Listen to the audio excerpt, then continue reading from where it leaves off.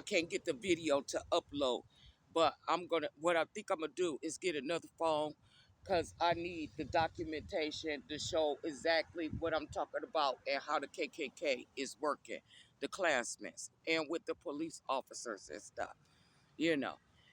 And like I said, they have been renting out my storage unit, letting everybody go up in there, talking about it's Michael Jackson's house, going through my stuff, taking my stuff.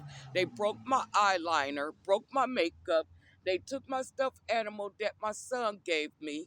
My son gave me a Peep stuffed animal, a Easter one. They took that one. Uh, um, go rumbling through my clothes, all of that stuff. And talking about it was their office, they're doing something with it, especially with the Black Lives Splatter people and stuff. And so, like I said, after I left that Shell gas station and they piled up there at Shell's attacking me, and I mean, get the camera. I don't. They claim the Department of Justice in on it too. I wouldn't doubt it. But get the camera. If you're not in on it, get the camera and you will see how many cars it was up there at Shells closing me in. They were jumping out the car calling me bitches, whores, prostitutes, and everything else under the sun. I ain't saying nothing to them. They didn't even, the first time I was there, they wasn't coming up there like that. I think Speedway told them because they see me going that way, going up there. And Speedway told them that's where I was at. And so they start piling up there, attacking me, blocking me in, attacking me over and over again, calling me all out of my name and everything. So I finally start, and that was the day before I had my dress on, and the day I had my dress on. And so I started saying something back to them, and I started going off, and I said, "Well, y'all up here buying all those boxes of pizza, I know you heard of Pizzagate. I know you heard of Pizzagate. Why you buying all those boxes of pizza, you know?" And so they get mad. They call their personal police officers, especially after I took my ponytail off. I took my ponytail off my head because it started raining. That's not human hair. That's synthetic hair. So if I would have got my synthetic hair wet, that ponytail would have been ruined. I wouldn't been able to wear it no more.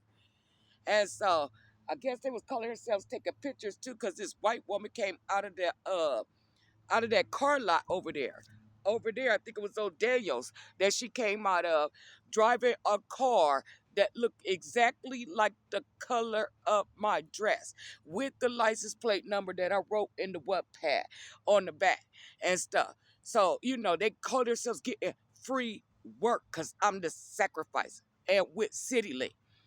And so, anyways, so after I talked to the black officer, and he's like, well, the cashier lady said she didn't call the police on you, so I'm cool with you. Everything is fine. Just stop yelling, at the customers. I said, they're the ones messing with me. They're the ones messing with me and stuff. I said, it's constant, officer. They follow me everywhere I go and harass me, have store people harass me. They follow me wherever I go. Wherever I go. It's constant. And now this is a black officer, finally, after all these years. And so he was like, all right, well, just try to stay cool and, just don't feed into it. So I did, I left. He said that I was fine. I could sit because she didn't call the police. I said, no, I'm going to go ahead and leave. And so I walked in the rain and walked back to the storage unit. I started talking to my mom obituary because they killed my mother. And they did. The doctors killed her. They scared her to death. Then told her she had brain cancer, and I think my mama went for it because she was scared to death. I was seeing everything that was being done to her at her house, just like me. And her window was cracked like she was kneeling down on the floor, peeking out her curtain in her bedroom like she was looking out for someone. And my stepdad had been in a nursing home, so she had been in the house by herself. And I heard that gospel music, calling her devils, saying that she had all type of demons in her and stuff. And I'm looking at mommy. Mommy like, stay out my business. Stay out my business. Don't ask me nothing. Don't ask me nothing. I'm not your whore. And so I bent down and I started talking to my mama, you know. And then the next thing I know, I just went crazy. And the store's really been looking like that ever since.